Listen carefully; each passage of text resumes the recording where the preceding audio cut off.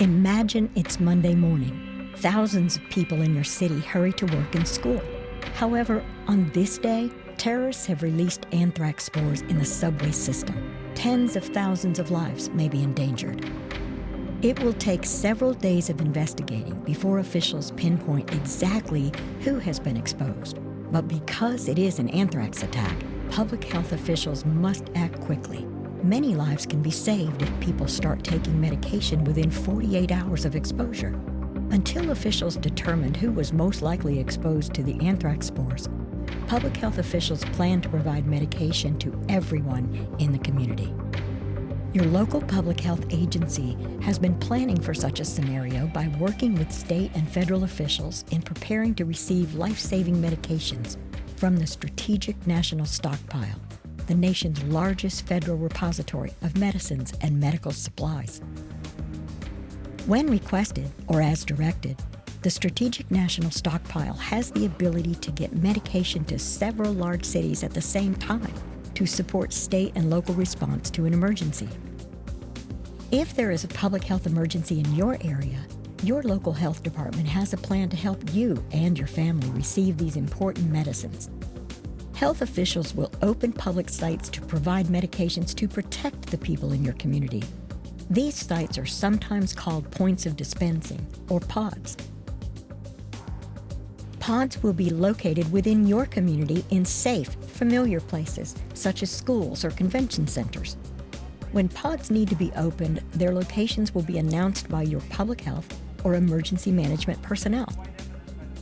In an emergency, you can find out where pods are located and what to bring to the pods by watching your local TV stations, listening to the radio, reading the newspaper, checking your local health department's website, or word of mouth from trusted community leaders.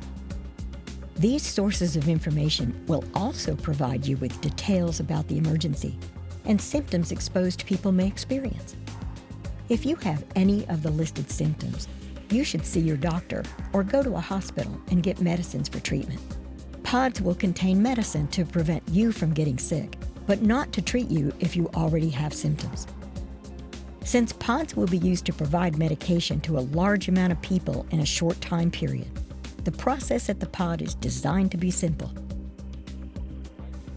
You will be asked to fill out a form that includes some basic information about your medical history.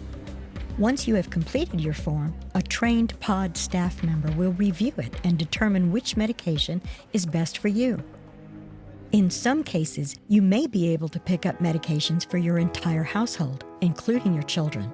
So make sure you bring information on your family's medical history, including your children's weights. This will ensure you get the proper medications. Also at the pod, you will receive information about the medicine and a number you can call to ask any additional questions.